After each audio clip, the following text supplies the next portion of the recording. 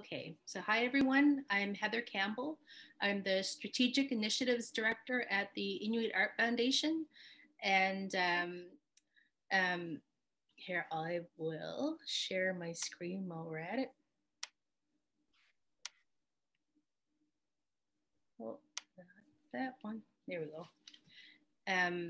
So I'm originally from Rigolet, Nunatsiavut, so that's about 100 miles north of Happy Valley, Goose Bay, Labrador. And I went to university in Newfoundland and the Corner Brook campus of Memorial University of Newfoundland. So I did visual art there with a major in drawing and a minor in art history. So I went home for a year to Rigolet and couldn't find work, of course.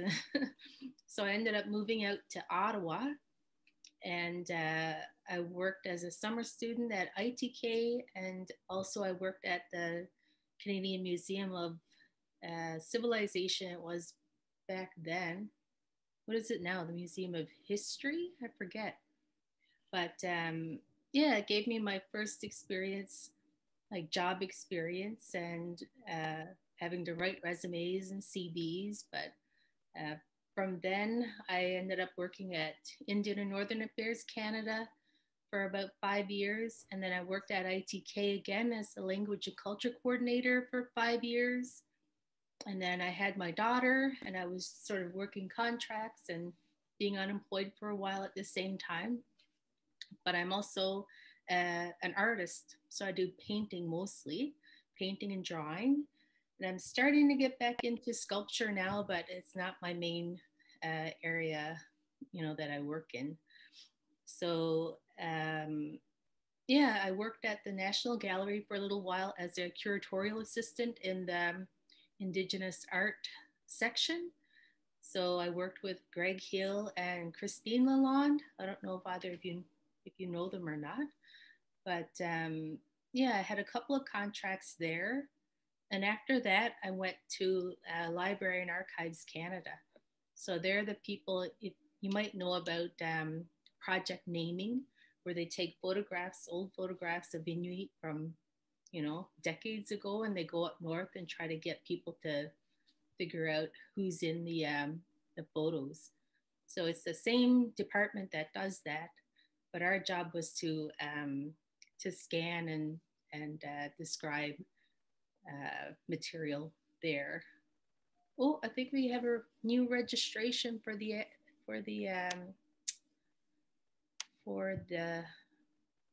webinar. Uh-oh. This is my first time hosting the webinar, so I'm like, oh my goodness, am I doing this correctly or not? But I think if I go into, it might be too late. Yeah, I don't think I can do it at the same time. Okay. Anyway, so I've been here at the Inuit Art Foundation for about a year and a half, I guess now. And this is a new position that they just came up with as part of the leadership team to kind of help guide the path of the foundation. And I'm also the manager for the new Artist Services Department. I wanted to also let you know about how one of the reasons why we're recording the session today is because we're creating like a new section of our website, which will be for Inuit artists only. So you would have to register to be a part of that website. So once you sign into that portion, you're able to have access to information that the general public wouldn't. And part of that material will be these workshops that we'll be recording. So Ella, did you want to introduce yourself? Sure, Nicolette. So I'm Ella Nathaniel Alkiewicz. I'm also from Nunatsiavut.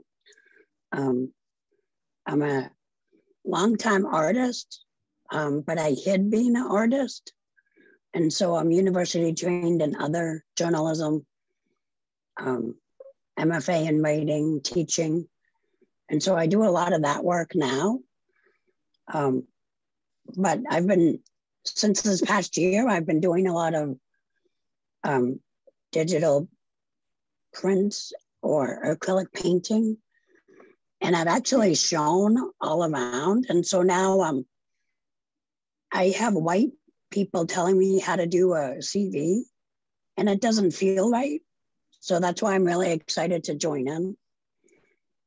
I don't know, I can talk more, so I'll just stop. Oh, very good, thank you. Annie, did you want to say hi? No pressure. And hi. Yeah. Hi. I'm Annie Akuludjokilabak, and I'm born and raised and living in Pangnertang Nunavut. I have a really small business selling mitts, hats, and earrings, mostly made out of sealskins and leather and fur. Right now, I'm taking a little bit of a break with my 8-month-old baby, but full-time artist. Very good, thank you. And Caitlin, am I saying your name right? You want to say hi? Yeah, hi. Caitlin. I'm from St. Louis, Labrador, and I just recently started a small business too. It's kind of in the starts. Selling. I do a lot of sewing and beadwork, and I'm hoping to like do more slippers and things like that, like bigger sewing projects. But I'm hoping with this to like strengthen my CV, to hopefully apply for some like honorarium type work. I'm currently not working, but I work seasonally. I would like for my art to be more of my income lifestyle than, well, I'm a chemist by trade, but I would like to get into art a bit more. Yeah. Well, very good, thank you. Yeah, so I think this is probably all of the people that we're going to get today. So I will go on with the presentation portion. So I'm not quite sure what you guys can see on here, but I'm hoping you can see at least the slide presentation. Thumbs up? Yep. Okay, very good. So,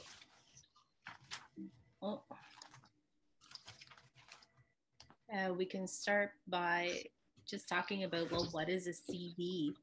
I remember when I was a lot younger, I knew what a resume was, but I didn't know what a CV was.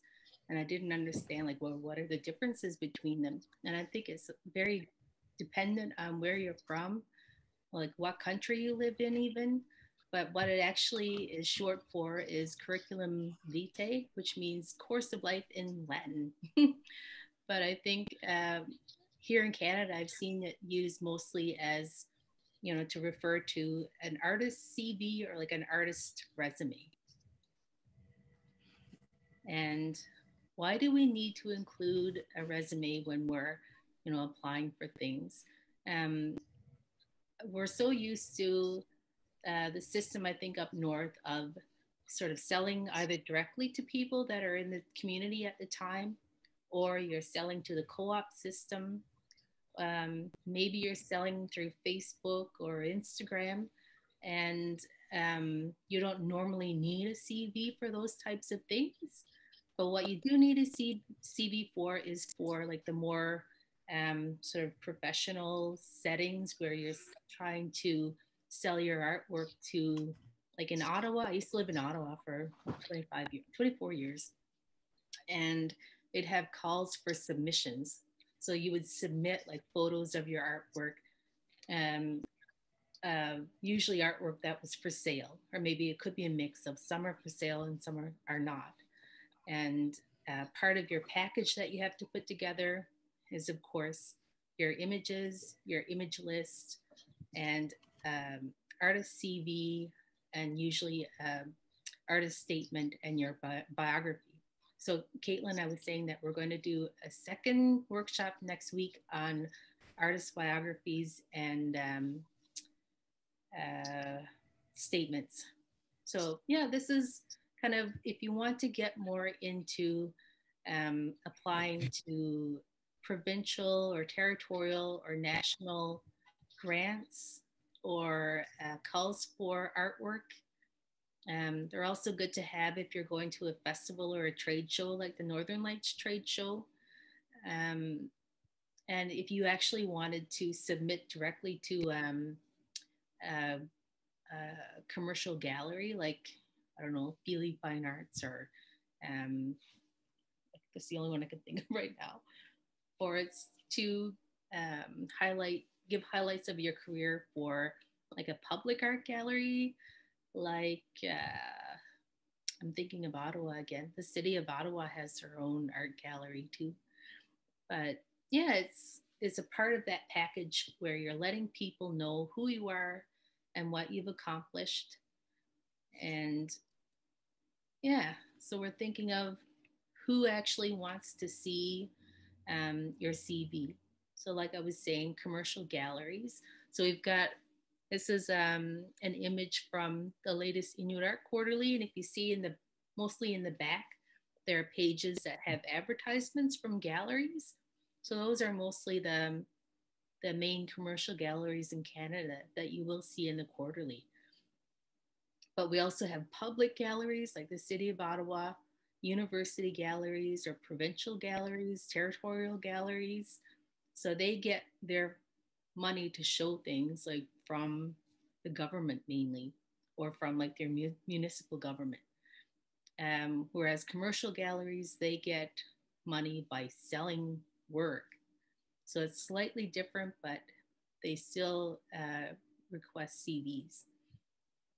You also need CVs for funding bodies like the Canada Council or the Ontario Arts Council, Newfoundland and Labrador Arts Council, I think.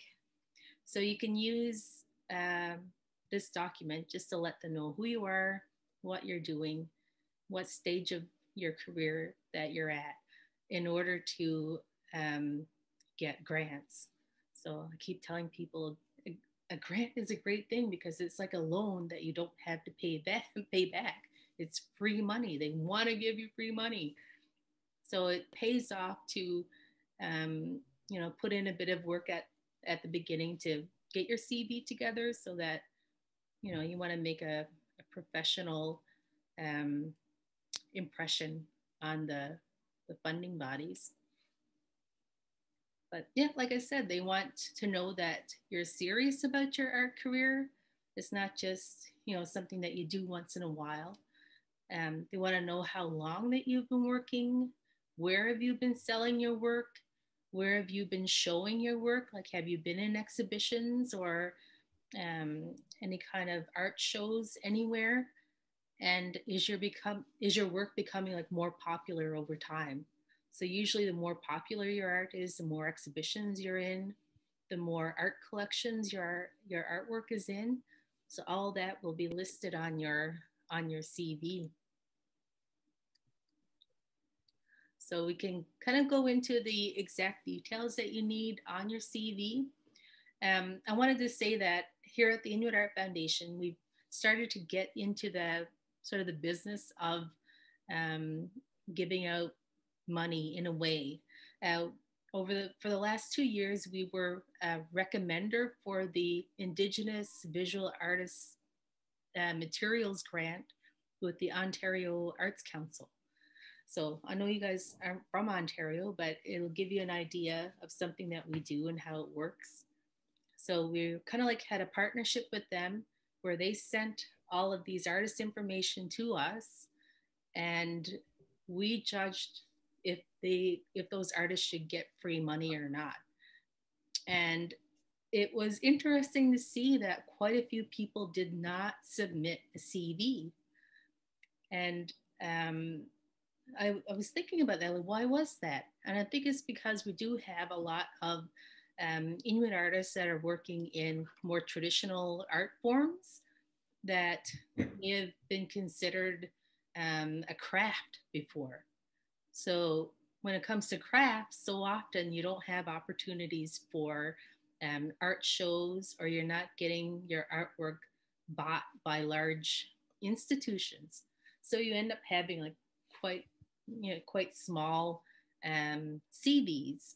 So I think what I wanted to talk about today as well is that, there are things that are slightly different about Inuit art, but it doesn't necessarily mean that we have to make the CV process very different. So with this one, this is pretty basic. It's just having your name, and then in brackets, B as in born in 1965, and then, the country or province. Because I work mainly in Canada, I just have Newfoundland after mine, but you can put Canada too. And especially when you're starting out, it's important to have the contact information there. If you even wanted to put your mailing address, that's great. We recently gave out, we had donations that went specifically towards Inuit artists getting free copies of the Inuit Art Quarterly.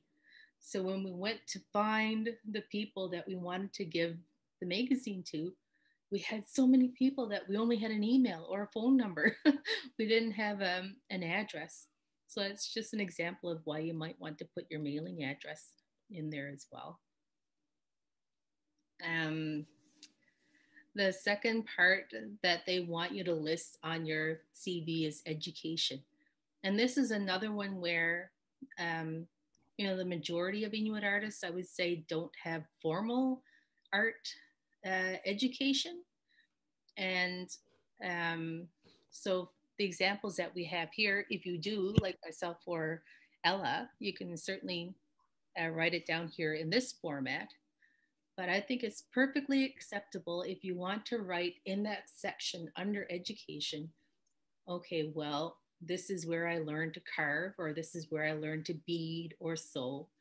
It gives people an idea of how you learned, and that it's important to let everyone know that there is that knowledge transfer going on still.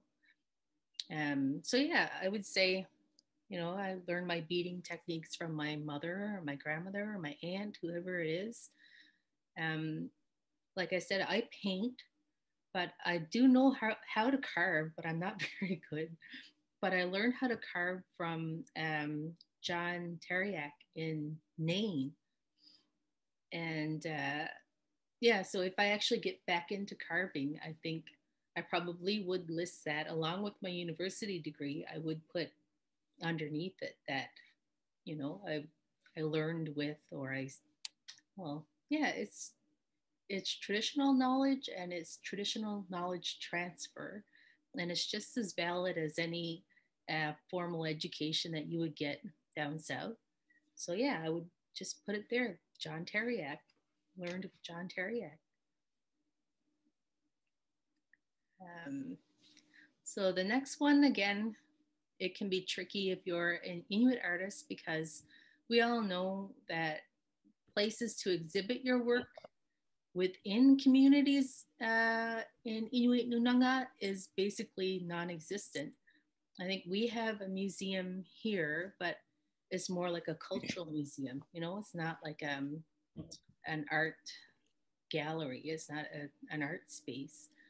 And I think it's kind of similar for the museum in Iqaluit as well. So yeah, this is another tricky one where if you are a very well-known artist, there were times, especially in the past, when the artists didn't even know that they were in an exhibition. So if you don't know about it, then how are you going to put it on your CV? Or you don't have exhibitions at all. You've been selling online through Instagram or Facebook, or you're selling door to door or at the hotel or whatever. So what do you do when you're in that situation? And again, I think we have to think about, well, there are other opportunities that we have as well up north. I know a lot of people have gone to the Northern Lights trade show, for example. So yeah, it's perfectly valid if you want to put down trade shows, if you've had a table somewhere where you were selling your work, or if it is just Facebook sales that you've done. Um, I think this is where as the artist biography could really come in handy, is because you want to give people an idea of how your sales are going. And if you want to say that um, you've been selling online through Facebook for 5 years, I mean, you can do that. You can say in your collections, we'll talk about that a bit later, but yeah, there are ways to kind of word it where the experience that you do have can fit kind of um, within these labels. And I find that people that are involved in the Inuit art market, they know, they know how the art market works. There's a lot more wiggle room that they're willing to give for Inuit artists versus someone that's been working in Toronto or Vancouver or what have you. So yeah, exhibitions can also mean solo exhibitions, so it's just you, or it could be group exhibitions where there's a group of artists that are in the show, or it could be you and another artist, so a duo exhibition. But it could also be, I think we're seeing this a bit more now because of COVID. There have even been like online exhibitions and online workshops and like teaching and presentations and that kind of thing. So that's the time when you can kind of take all of that experience and add it to your CV as well. But the other thing I wanted to mention was these formats. I don't. Once we get the portal up and running, we will have examples of things on there, but you can easily find the format for how to write out the name of the exhibition if you Google, CV writing or something like that. But most often it's the date, title, the name of the art gallery that it was at, and then where the gallery is located.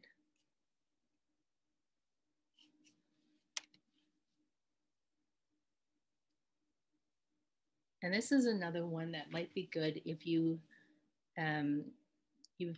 had experience with sales, but maybe not so much with exhibitions. If anyone's ever written about you, you can include that in the bibliography section of your CV. So if you've ever been in the quarterly, if you've ever been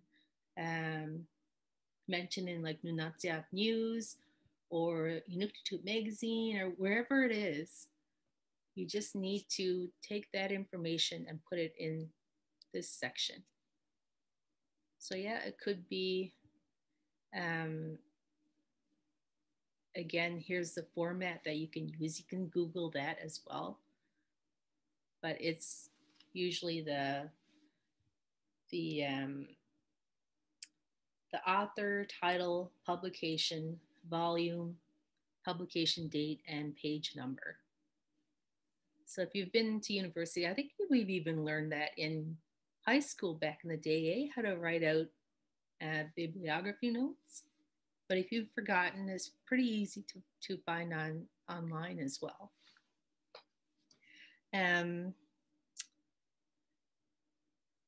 I think the other thing that we can actually do is if you've been mentioned in like a podcast or a blog,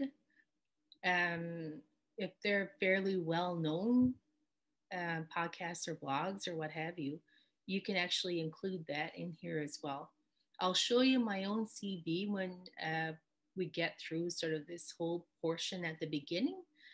And I'm like, I think I need to clean it up. So maybe we'll go through it together, and I'll sort of show you what I've done for the bibliography. Because quite often, even here at the Inuit Art Quarterly, we have like the paper version of the magazine, but we also have the online version of the magazine. So what I've done with my own resume is write out the information, but I'll also include the link. So if someone's looking at your digital CV, all they have to do is click the link, and they can read all about what it is that you've been up to. Okay. Oops. Oh. Another thing that you can include is if your artwork has been like on the cover of the magazine.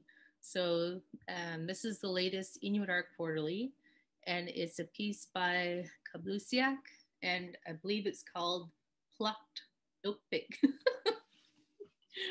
So, well, I'm getting over the flu now. I'm getting a cough. But yeah, this is something that she can put on, or they can put on their resume. So it's just a matter of writing out the name of the magazine, the volume, and then the date. But another thing that I see happening a lot is that Inuit art is included on advertisements for galleries. So I think if you've ever been featured on, a gallery's advertisement in the magazine, for example, why not just put it on there, because they thought that your work was interesting enough and eye-catching enough that they included it in their ad. And that's, it says a lot. The next section that we can think about, again, if you're more of an emerging artist, it might not be something that applies to you yet, but it could. And that's listing the collections that your artwork is in. So if the Vancouver Art Gallery has bought something of yours, the Canada Council, like the city of Ottawa or Toronto, Vancouver, wherever it is, doesn't matter. It could be your own hometown. If they've bought a piece of your work to display in the council office or whatever, that counts. So yeah, just put it down there. Under collections, it's just a matter of listing the names. But another one that we often see are you might list that you're in private collections, or like various private collections. And that's also a handy one to do, especially for if you're doing through sales through Facebook or Instagram or wherever. Yeah, so private collections, you don't write down the full name of the collector. So you just say private collection and then where they're from. So it's great to take notes, even if you're selling, just directly to someone. You're just mailing it to Winnipeg or whatever it is. Write down, okay, just even on a scrap of paper if you have to. Just make a little list of where you've sold, because that'll give people an idea of how popular your work is, and whether, especially, okay, it's not just in Nunavut, for example. You've sold, in Alberta and Ontario and Quebec, or even if you've sold to Alaska or Greenland, like that's great to have on your CV. So you could say private collection, Nuuk, Greenland, or I keep thinking of Juneau every time I think of Alaska.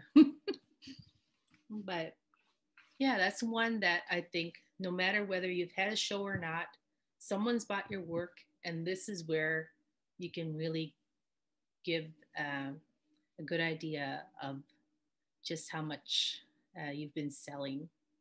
Galleries, private galleries, especially commercial galleries, I mean, this is sort of, their bottom line.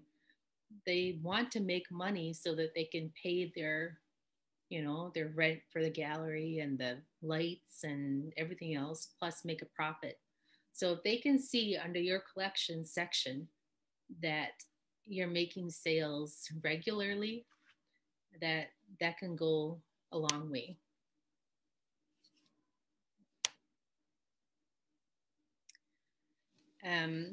The other one I know is actually quite common, I think, for so many of us to be artists, and then we have like sort of more day job type things going on at the same time. So if you're doing writing on the side, maybe you've written for the quarterly, maybe you've written for Inuit Artists magazine or whoever it is, you can list that under this sort of text section.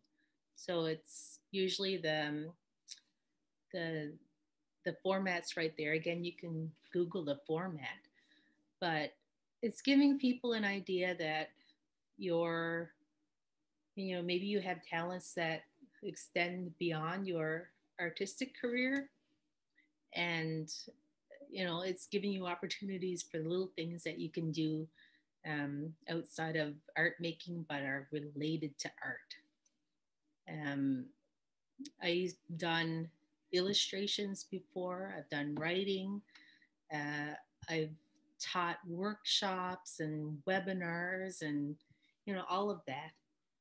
And it's good to just keep everything in one place. The good thing about a CV is that you can also tailor it to whatever it is that you're using it for.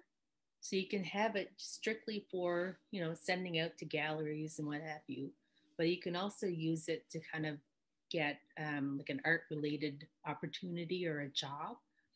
So you can sort of put more of that in and then take out other things depending on where it is you want to get this opportunity from. So like I said, teaching is probably a big one. I know there are always like little opportunities, especially at the end of the year, like in March. March is is always busy because there's maybe teachers that want you to come in and give a demonstration of beading or sewing or whatever it is that you've done. Or maybe they just want you to give a presentation about your career, or you know, there's so many different opportunities for teaching. When I lived in Ottawa, I worked with the Mask organization, and they brought artists into classrooms. So maybe like once a week, once every couple of weeks, I'd have to go to a different school and give a presentation and give a demonstration. So I've done a lot of those over the years. So also in this optional section, maybe some of you have done curating before, or even helping with an exhibition. Like this is the Sakiayuk exhibition that traveled throughout Canada that had art from Nunatsiavut. And the very first time that it was put up, they put it up in like just a funny little building in Goose Bay. But they had people coming in, they had to help with the actual hanging of the works and putting it in the cases and that kind of thing. So it could be something related to exhibitions, putting up exhibitions, or it could be the actual curating, which is what like Heather Igliorti does. And, you know, the curators that worked on the very first WAG exhibition, the Inua exhibition. Excuse me. So yeah, curating, if you've ever had any experience with that. And also awards and grants.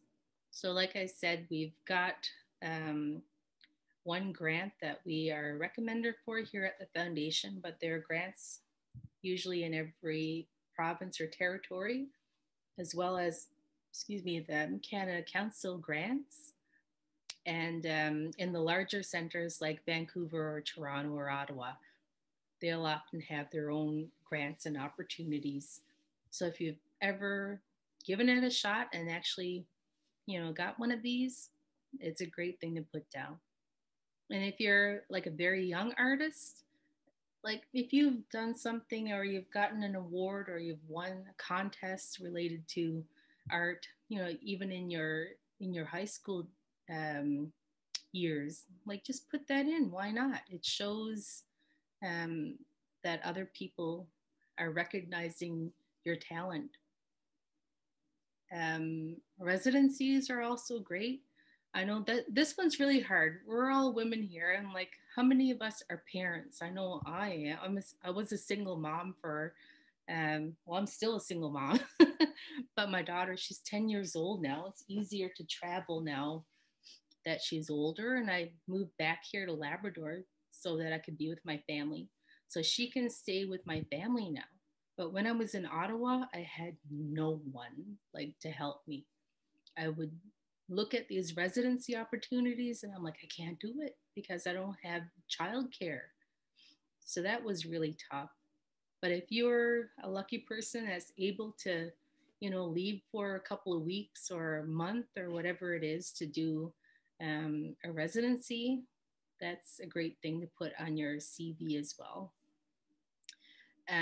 Another thing that probably a lot of us might have in common would be commissions. So if there's ever a person that's asking you specifically to make something for them, um, that can be considered a commission. So if you're, maybe you're making mounties or hats or mitts or slippers and you're like, oh, I want this, I love that, the purple one, but you only have it in red. Can you make the purple one? I would consider that a commission. So yeah, just again, you can treat that as like a private commission, ikaluit, that kind of thing. So it'll kind of give a bit more like meat to your CV. References is a bit more related to if you're looking for like a job in the field, but it could also be a good thing if a gallery is wanting to represent you, for example, because they want to know that you're reliable, that you're going to be getting things to them on time, that you're going to get all your paperwork done on time, that kind of thing. So I know so many artists were terrible for that kind of thing in general. But yeah, if someone is willing to be a reference for you to say, no, she's very professional, they know what they're doing, they're so reliable. I mean, it can't hurt. Professional organizations, that's pretty rare, I think, for most Inuit artists. It could be, I think Kanoiwak Ashabak would have been one of the artists that was part of, what is it, the Royal Canadian Association of Artists or something like that. So if you're part of like a professional organization, then you can also list that towards the end of your CV. How's everyone doing for time? I know we got about 10 minutes to this portion, and then we can go into question and answer. But yeah, just a good thing to remember. Update it as soon as anything happens. I've been terrible for this. I've been getting a lot, like a couple of years ago, I was involved in an exhibition, a group exhibition, and we got a lot of press related to it. And, I've been getting interviews and this and that. And I keep forgetting to add it to my resume. It's awful. So like, as soon as you get home, like just do it. Okay, I have to run to the washroom for one second. I'll be right back.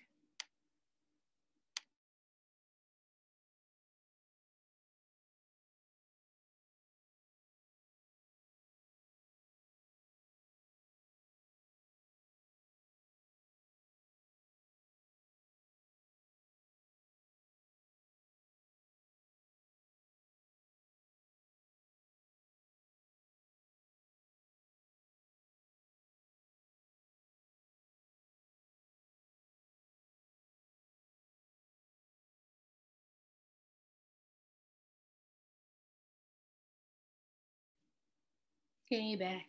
I'm still getting over that terrible flu that was coming through everywhere.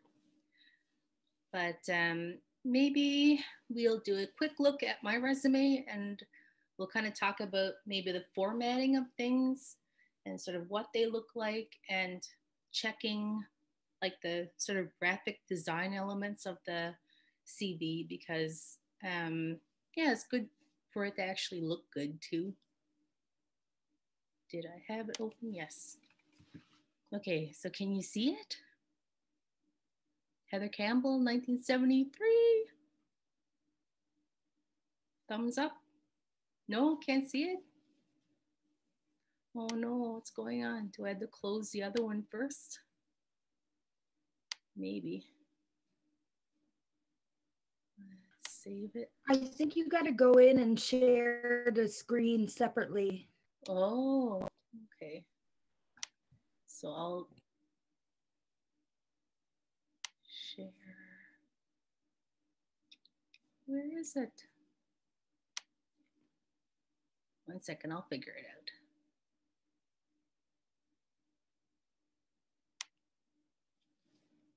Okay, so that's there, it's open. And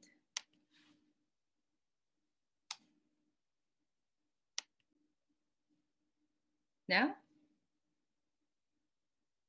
Okay. So mine is very simple, but you can see the elements that we were just talking about. It's not very fancy, but it's got all the information there, I hope, including my name, date of birth. I've included my mailing address, also my website and my phone. One of the things I like to check for first is if the formatting looks good.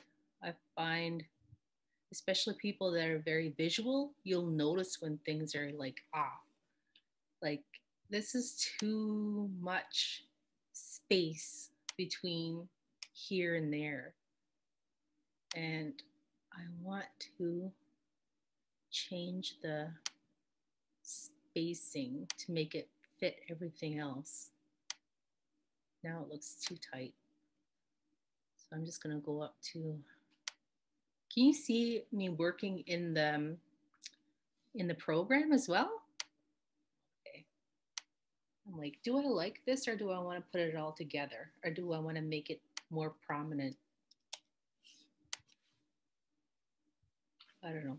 I think it's a visual thing. It's up to yourself if you think, no, I think that looks better. But yeah, making, I think this is a bit too much now, so I'm gonna move that one up. But here I have my BFA degree down here, but when I moved to Ottawa, I also took the old cultural industries training program with the Inuit Art Foundation. So that was in 1998. So it wasn't a university or anything. It was a 6-month program. So I put that in there too. Now for exhibitions, oh, I think I'm gonna put a space. So here we have, again, name, gallery name, where it was, and then the dates of the exhibition as well. So that's when I met you, Heather. yeah. Was at La Guild. Yeah. Oh, I can't get my, there. But I also, like I was saying, I also do illustrations.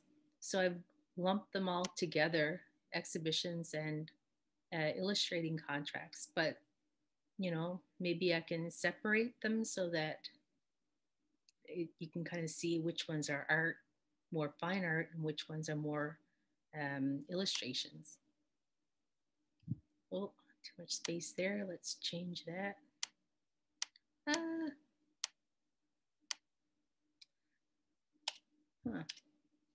Okay. So, yeah. It just looks more pleasing to the eye when you're going through it and all the spacing is the way you want it. All the formatting is the way you want it. It's all in the same font. Um, one that I caught earlier is that I had these headings were different sizes. And I'm like, oh, darn it. So just making sure they're all the same size and same font. So yeah, this one's strictly for art and illustrating. So I didn't put any of my real writing in there or like my workshops that I did and that kind of thing. But if I was looking for a job related to art and illustration, I would probably put it in there. But here, as I was saying earlier, these are the online articles that I've been in. So if you want to actually read them, we can click on them and check it out. Let's test one. It doesn't want to do it. Are they all like that? Huh. Well, that's problematic. But yeah, I think that is basically it for the content of the workshop itself. So I will open it up now to any questions that you guys have.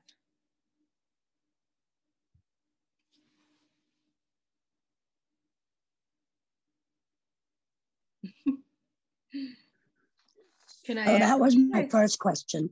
Okay. Sorry, just to interrupt. I should have a separate art resume, CV versus the other stuff that I do. Yeah. Yes. Yeah, it can be. Okay. It can be quite focused like that because I know you write as well, right? So yeah, I'm a teacher. I'm a writer. Yeah. And then my next question, I'm not classically trained. So should I go get classically trained, uni? No. I'm thinking about an MFA in visual arts, but I'm just like, I don't know. So yeah.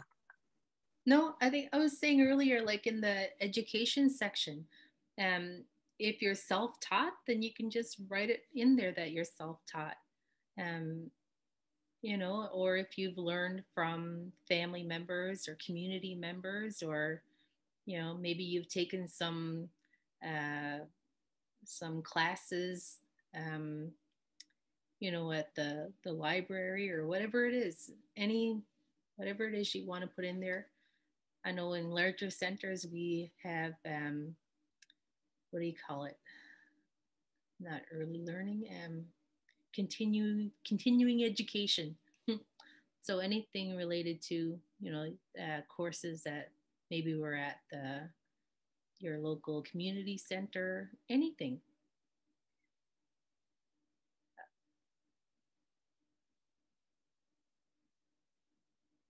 Did anyone else have any other questions?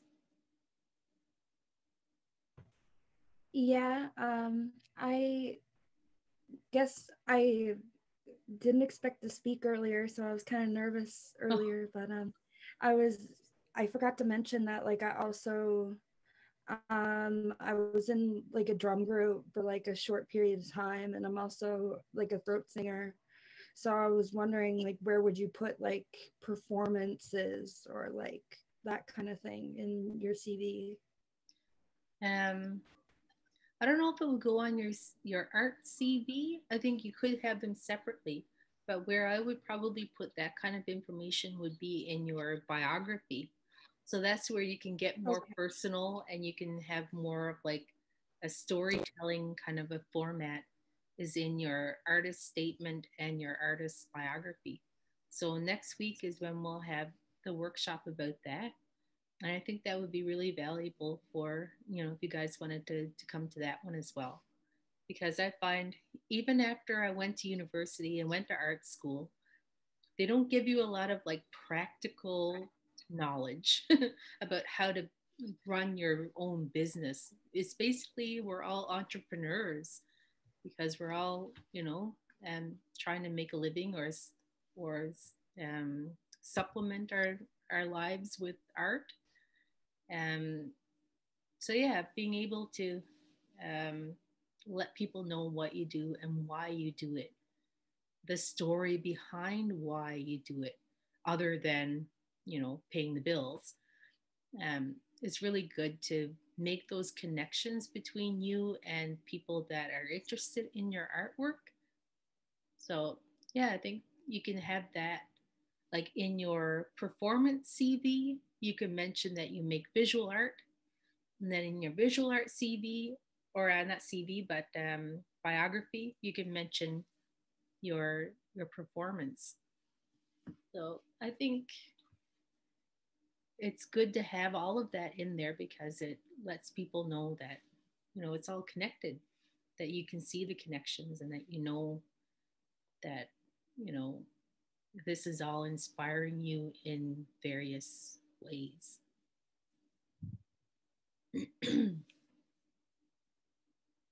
What about you, Annie? Did you have any questions? No? Well, we went through way faster than I thought we would. um, like I was saying earlier, we're actually hiring more people to be part of our artist services group.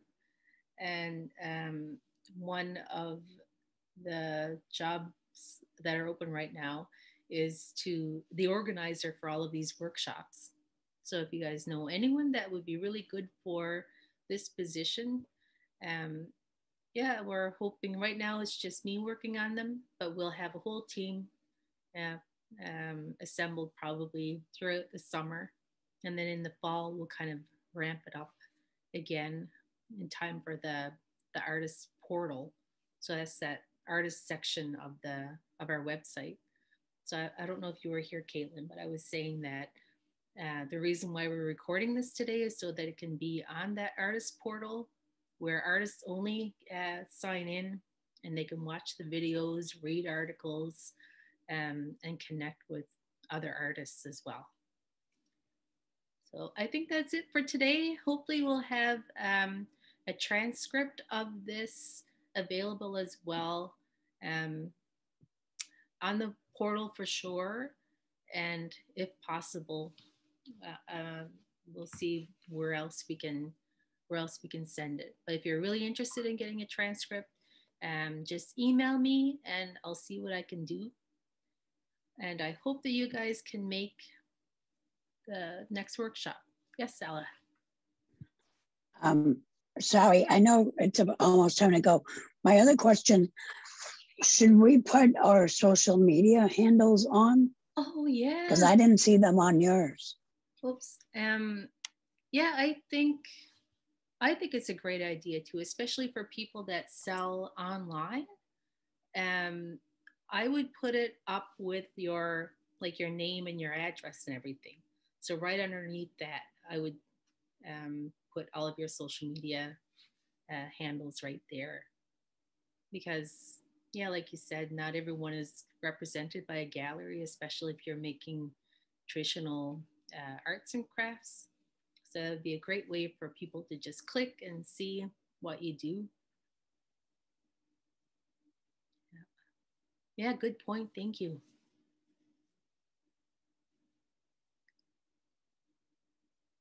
Yeah, so yeah, I think we'll talk a bit more about that with the CV or the what do you call the artist statement and the artist biographies next week if you're able to make it. Excellent. Okay, so we're a bit early, but like I said, if you guys want to talk to me even separately, you can contact me. I'm scheduled to be here until 4:30. So yeah, if you want to do any kind of one-on-one, I'm here as well. But that's it. Thank you so much. So watch out for the next webinars, as well as a portal coming up. And then, you know, we've always got something going on. So follow us on our Facebook page and Instagram especially. So that's it. Thank you, Nakamit, and talk to you guys again soon.